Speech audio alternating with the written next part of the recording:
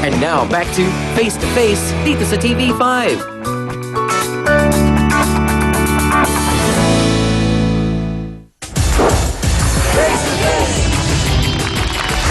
Ang sama ng loob at hinaing ng dalawang ina na ito na sina Ate Melda at Ate Ruby, Kuya Alvin, ay ang ginawa ninyong kabalastugan na pinagpalit ninyo ang mga bata. Sugapa sa alak yung mga yan eh. Paraliho kayo. Ate Ruby, sino ang kinakasama mo? Sa ngayon po, wala po. Nung tatay nung bata, Si ano po, si Edwin po. Si Edwin. Anong apelido? Edwin Canilio po. Okay. At ang anak ninyo ay... Si Joselito po. Kukunin ko po yung anak ko kasi nagtitext yung kaibigan ni Edie na yung anak daw namin pinagpalit sa anak nila ni Alvin. Kailan mo nalaman yon? Ngayon na yung bago na yung 2011. So, ibig mo sabihin, mula nung naghiwalay kayo ni Edwin hanggang ngayon, hindi kayo nag-uusap? O walang naging komunikasyon sa pagitan ng ilang mga taon na yon? Hindi po. Bakit? Hindi mo kinakamusta yung bata? Hindi po kasi... Hindi mo binisita? Hindi po kasi nagtatrabaho ako doon sa probinsya. So, kanino mo nalalaman kung ano ang nangyayari sa anak mo? Yung Kanino mo kaibigan nababalitaan? ni Edie, kasi nagtitext siya sa akin, sabi niya, Ruby, balik ka dito sa Manila kasi yung anak mo at saka anak ni Alvin, pinagpalit nila. Sabi ko, bakit? Bakit pinagpalit nila? Ano yan, tuta? Anong ginawa mo nung nalaman mo? Umano ako dito sa Manila, bumalik ako, tapos pinuntahan ko yung bahay ng asawa ko. Anong nadatnan mo? Sino ang Pagdating ko batang doon- kasama ni Edwin? Wala naman doon yung anak ko kasi babae naman yung nandoon. Sino yung nandun? Si si Geraldine. Okay. Tapos, tinanong ko yung asawa ko, sabi ko, bakit nasaan ba yung anak ko? Hindi naman yung babae. Tapos sabi niya, tanungin mo si Alvin, nandoon kay Alvin. Sinugod ko rin doon sa bahay. Ah. Bahay nila. So ngayon, ang sinasabi niya, Ruby, ibinabalik niya ang bata dahil daw matapos ang ilang taon, ito ngayong si Joselito na siyang anak mo, nagkakaroon ng problema di umano, sabi ni Alvin, dahil daw bakla si Joselito. Ngayon, sabihin niya na bakla. Tapos noon, sabi niya, ipagpalit niya kasi gusto niya ng lalaki. Tapos ngayon, ayaw na niya kay bakla. Buisit ka! Sandali lang, Imelda.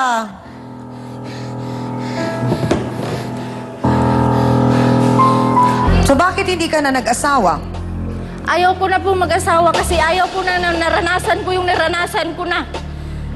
Ito pong attorney, naging pangyayari na si Alvin po ang nakaisip na pagpalitin ng mga bata. Nangyari na ang nangyari, pinagpalit po ang mga bata. Hindi lang yon, pati ang mga dokumento, pinakialaman, iniba ang apelyido ng mga bata. Marahil iba rin ang nakasulat doon kung sino ang kanilang tunay na mga magulang. Ano po ang pwede nating isampang reklamo laban kay Alvin sa ginawa niyang yon? Mayroon pong krimen na sinasabi ang ating revised penal code, yung crimes against civil status of a person. At sinasabi po sa Article 347 ng nasabing revised penal code, yung simulation of birth at saka substitution of child to another. Ito ang maaaring mga krimen na maaaring kasangkutan. Hindi lang ni Alvin, maging yung kasapakat niya na si Edwin Tiangami.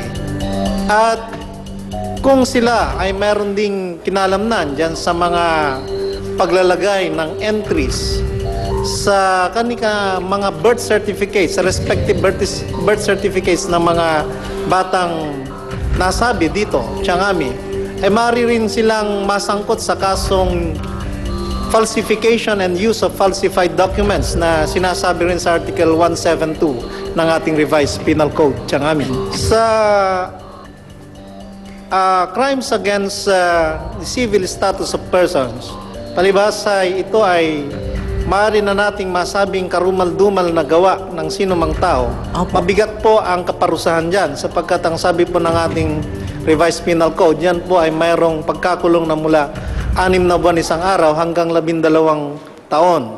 At ang use of falsified documents at falsification, tiyangami, kapag napatunayan din to ay meron din kaukulang parusa na hindi po ito bababa ng 6 na taon na pagkabilanggo, tiyangami.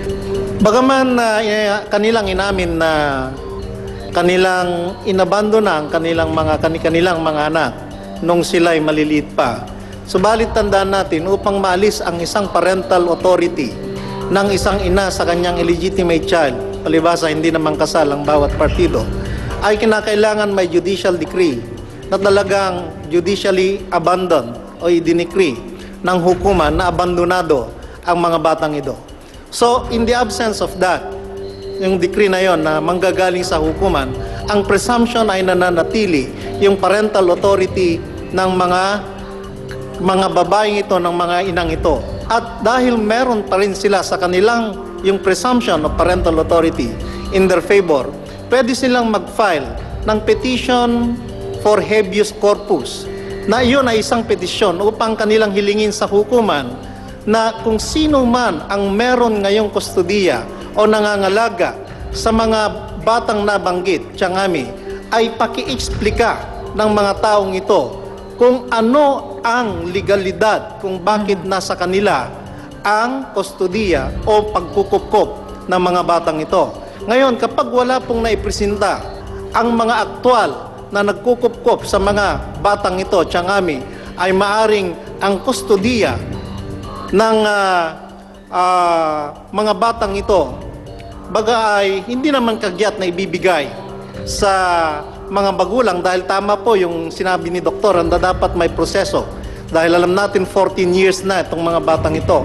Maaaring ito ay ibigay ng hukuman sa estado o sa pamamagitan ng pangangalaga ng DSWD upang doon ay may proseso eventually kung paano ay mariri-integrate itong mga batang ito sa kanilang mga tunay So, na ina. dahil sa ginawa na ito na kaguluhan ni Kuya Alvin, napakalaking abala, napakalaking mahabang proseso, at ngayon ay may malaki pang posibilidad na makuha ng DSWD ang mga bata nang sa ganon ay maipaliwanag muna ng maayos at hindi basta-basta rin pwedeng ibigay sa kanilang mga tunay na ina.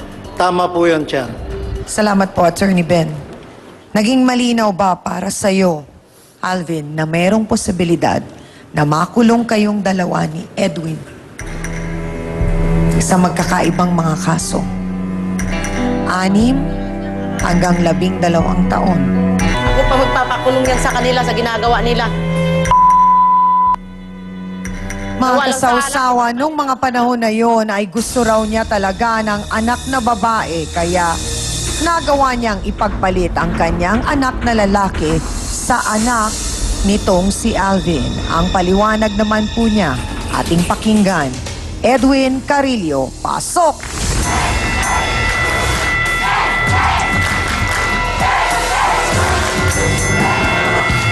Sandali lang!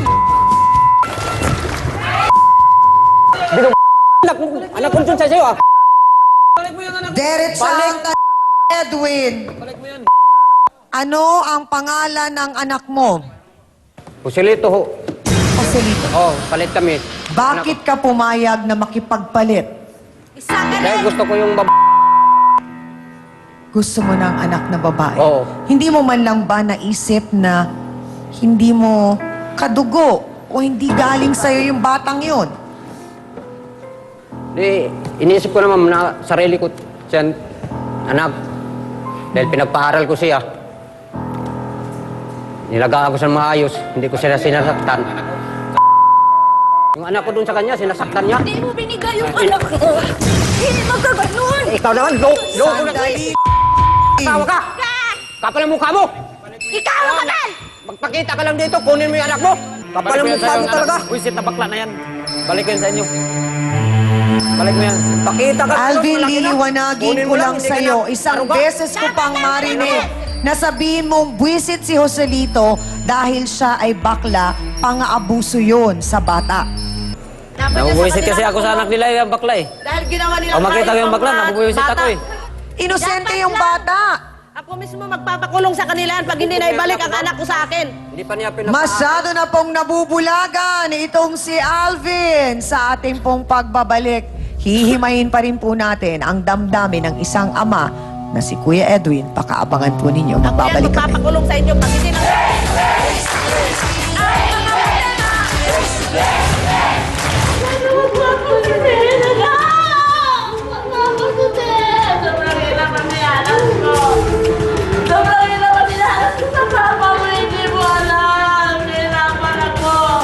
Miss Amy Perez would like to thank the following: Dr. Steve Mark Gann of GAOC Dental Clinic, Salon de Manila, Watercolors Makeup, Gloss Nails, Just Cavelli Eyewear, Dr. Manny and Pai Kalayan, Wade. Hans Mortel would like to thank the following: Dr. Ariel Recto Dabalus, Nail Necessity, Hand, Foot, and Body Spa, a necessity for your body and soul. Face to Face would like to thank the following: AXN Time and Sports Shades, F101, Wear Your Needs, Home Appliances by Minami. Galing ng quality, ito ang tunay na masarap. Select Soy Sauce, kaya toyo pa lang, ulam na. Ito ang bilhin. Prime Rocks Bleach, ang bleach na di masangsang, mabisa na, mura pa. Gawang Pinoy.